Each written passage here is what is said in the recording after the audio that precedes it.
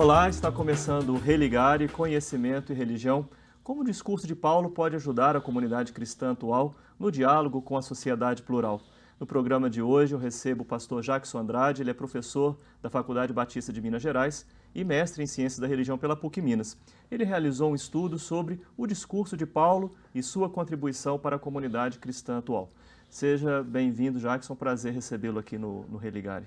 O prazer é todo meu, professor Flávio. É uma alegria estar aqui. Sinto-me profundamente honrado e grato pela oportunidade. Sim, vamos ter a oportunidade de ter uma muito boa conversa hoje sobre o tema da sua pesquisa. Acompanhe as notícias da nossa programação pelo site da TV Horizonte. O nosso endereço é www.tvhorizonte.com.br, mas você pode acompanhar também o Religare pelo YouTube. Basta buscar por Religare, Conhecimento e Religião e acessar os vídeos das nossas entrevistas. Nós estamos também nas redes sociais. Procure por Religare, Conhecimento e Religião. Deixe seus comentários para a nossa equipe. Você, Jackson, fez uma pesquisa sobre a comunidade de Paulo, o pensamento de Paulo, a temática do pluralismo lá na época de Paulo e nos dias atuais. Um teólogo, né, um teólogo batista, fazendo uma pesquisa em ciências da religião. Como é que você enfrentou esse desafio, né, de vir de uma tradição de pensamento teológica, fazendo um trabalho sobre ciências da religião, sobre um tema tão específico como teologia paulina, literatura paulina, história, né, do cristianismo e, ao mesmo tempo, pensar um tema tão contemporâneo quanto a sociedade plural pós-moderna? Sim, como você disse, eu sou pastor e há 31 anos eu milito nessa área e também como professor de homilética na Faculdade Batista de Minas Gerais. E vem sempre aquela preocupação de como comunicar os fundamentos da fé num contexto marcado pelo pluralismo. E pensando então lá nos ensinos de Paulo, que se considerarmos o ambiente daquele contexto, embora não possamos denominá-lo claramente como nosso de pluralismo, mas plural, como Paulo conseguiu transitar naquele ambiente tão diverso com uma mensagem tão firme, tão segura e fez com que o cristianismo pudesse superar todas as dificuldades daquele momento e chegar até os nossos dias. E diante dos desafios que temos hoje, os questionamentos existentes em relação à fé cristã, como o cristianismo pode prosseguir enfrentando todos esses questionamentos. Então, a ideia foi buscar no trabalho de Paulo, na missão paulina, esses elementos e fazer uma transposição ou uma tentativa de se transpor para a nossa realidade como forma de ajudar a comunidade cristã atual diante dos desafios. Que elementos de sociedade plural, mundo plural, você pode nos ajudar a enxergar no mundo de Paulo, no mundo que Paulo viveu? Quando nós pensamos na cultura greco-romana, por exemplo, a filosofia grega, os princípios e os fundamentos do Império Romano e mesmo o conjunto de tendências religiosas existentes dentro do próprio judaísmo, porque não se pode dizer que havia uma única corrente, mas várias correntes dentro do próprio judaísmo, de uma das quais Paulo fazia parte, né? E nesse ambiente, então, como que ele vai lidar com os fundamentos da filosofia grega, a lei romana, a religiosidade daquele contexto, quando se pensa, por exemplo, em Atenas, né, e Paulo vai ao Areópago e apresenta o seu discurso falando: em tudo vejo que sois religiosos, porque dizem os historiadores que havia mais deuses em Atenas do que habitantes. Então, as tendências religiosas existentes ali eram inúmeras. E Paulo busca, então, uma forma de alcançar aquelas pessoas sem criticar a religiosidade, antes, pelo contrário, elogiando, ressaltando a importância da mesma. E, a partir desse ponto em comum, ele começa a compartilhar a sua experiência de fé. o que demonstra aí, trazendo para a nossa realidade, que não precisamos sair denegrindo ou agredindo a experiência de fé dos outros para compartilhar a nossa experiência de fé. Podemos fazê-lo de forma respeitosa e assim contribuir para uma sociedade mais harmoniosa, mais pacífica, diferente daquilo que nós estamos vendo em nossos dias. A comunidade cristã reconhece a importância que tem Paulo para a sua tradição. Sim. Historiadores dizem, né, de Paulo como o legítimo fundador do cristianismo. Né? Obviamente que um cristão não identifica exatamente Paulo, o fundador, mas do ponto de vista da história se fala de Paulo como legítimo fundador. A figura Paulo, a história de Paulo, dessa biografia, né, nós poderíamos destacar como algo que favoreça esse trânsito, né, que Paulo conseguiu fazer, como você acabou de apresentar, entre uma sociedade plural e uma tarefa, né, uma missão que ele abraça. Né? Como você bem colocou, ele não é necessariamente o fundador, mas podemos dizer que ele é o sistematizador dos princípios norteadores da fé cristã. Se pegamos o Novo Testamento, quase a metade do Novo Testamento, né, dos escritos, são paulinos. E em todos eles nós vamos perceber os fundamentos, os princípios, a sistematização da fé, a teologia, né, paulina, o que vai marcar significativamente a fé cristã. Ele não é o único a fazê-lo, mas com certeza é um dos que contribui de forma significativa para que o cristianismo tenha uma fundamentação, uma sustentação que dê condições de prosseguir. Sim, e dessa teologia paulina, que elementos mais significativos nós poderíamos aqui apresentar?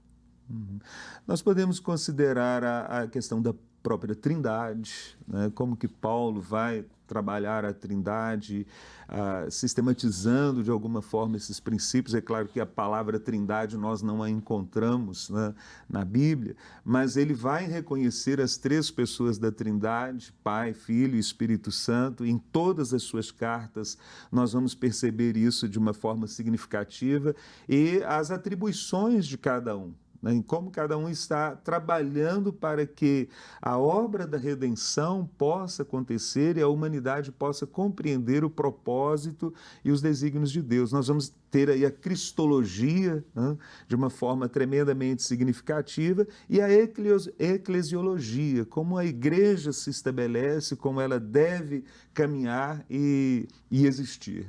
Você fala na sua pesquisa de componentes do discurso teológico, componente existencial, componente místico, componente ético e também o componente teológico. Seria possível fazer uma síntese desses componentes?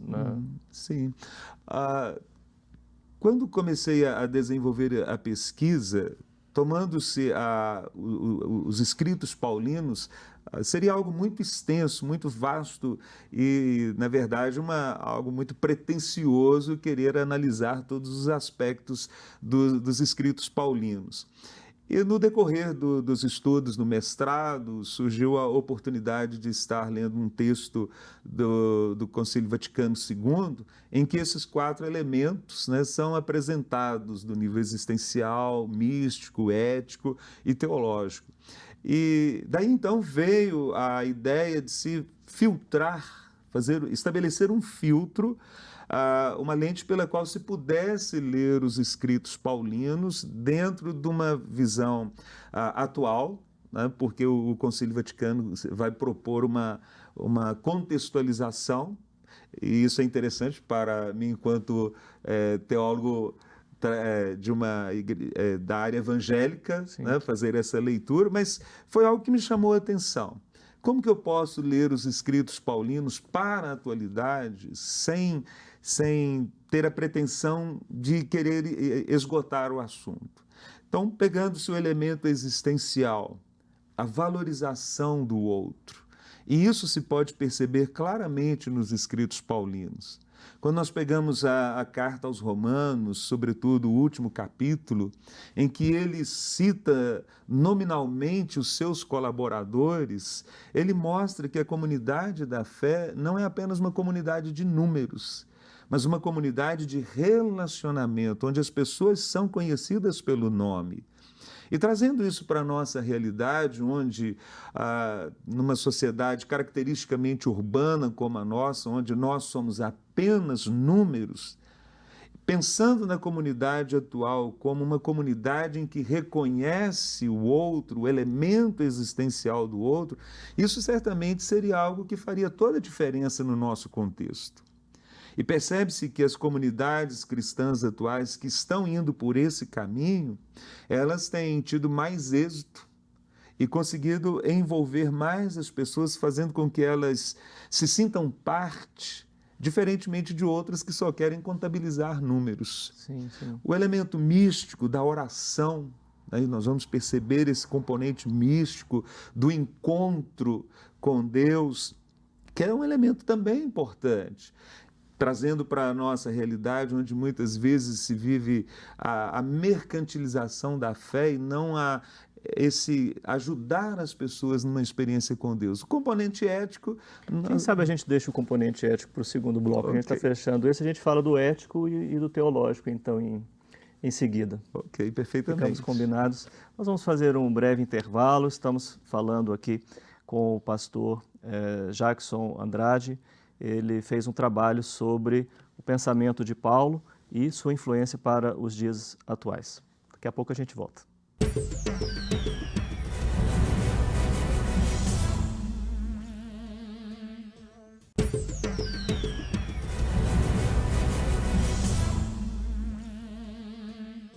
Estamos de volta com o Religare, Conhecimento e Religião.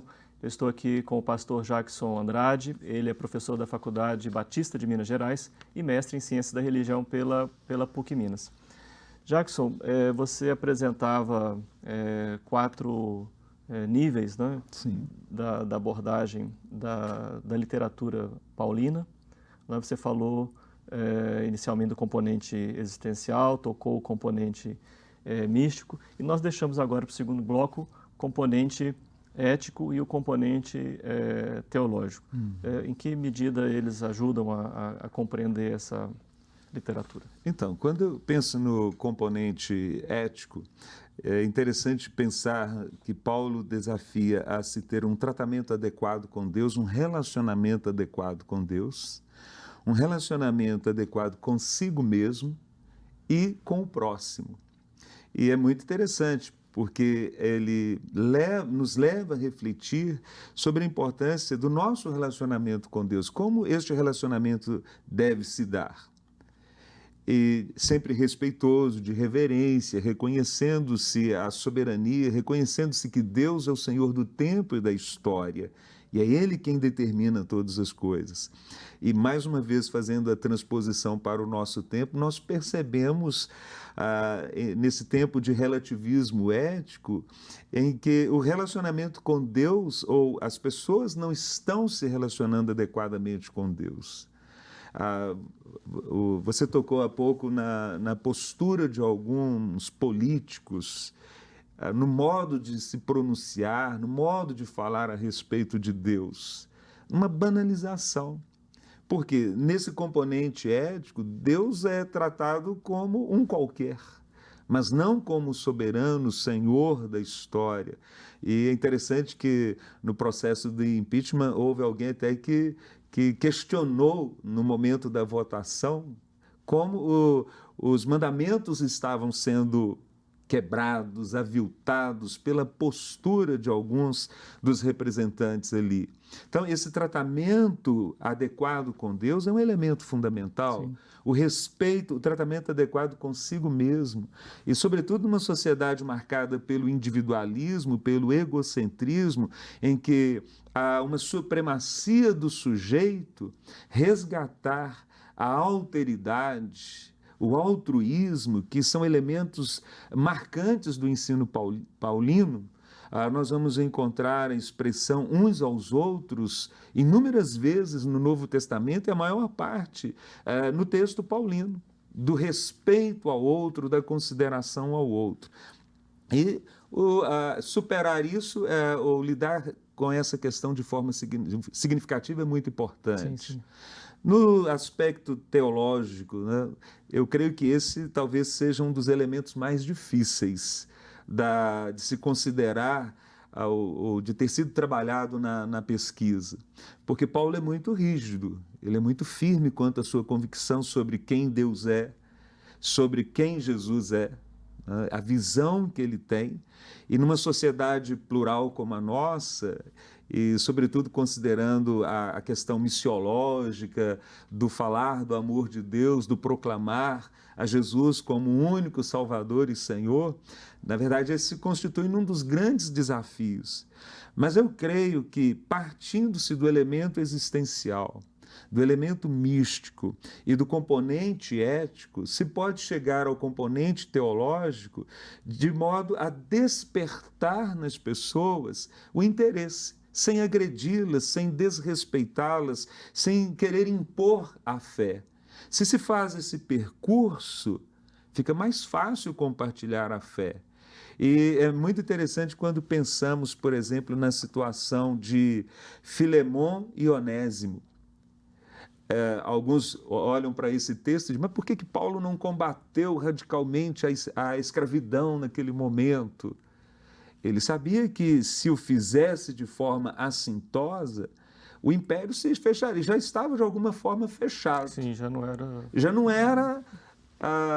o ambiente mais assim, acolhedor. Acolhedor. Né? Se ele toma uma postura radical naquele momento, ele fecha.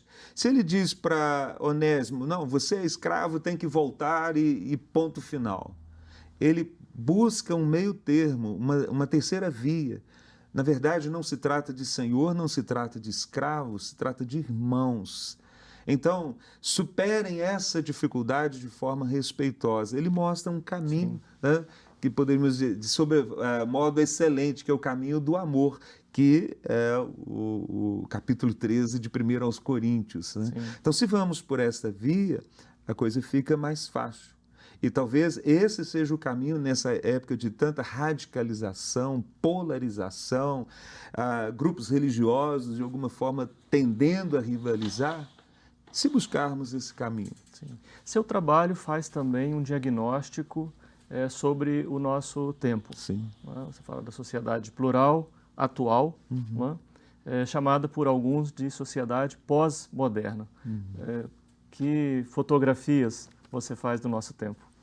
Sim, lendo Lipovetsky, Bauman, se pode perceber que o nosso tempo é um tempo de conflito, de crises tremendas, né?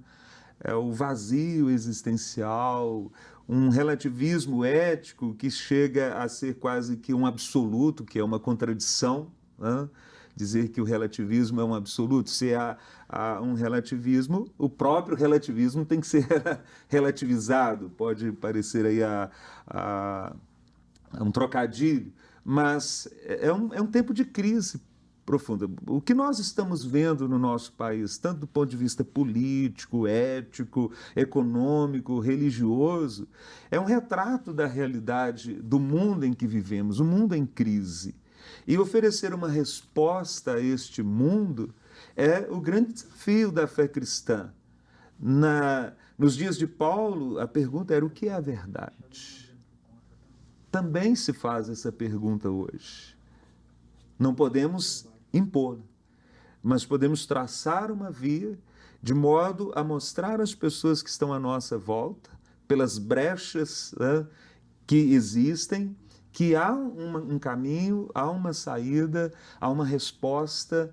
Como a fé cristã foi uma resposta para aqueles dias, pode certamente ser uma resposta para os nossos dias. A postura que você assume e defende não é uma postura que se contrapõe à época, não é? Condenando-a por princípio, não é? Em primeira mão, não é?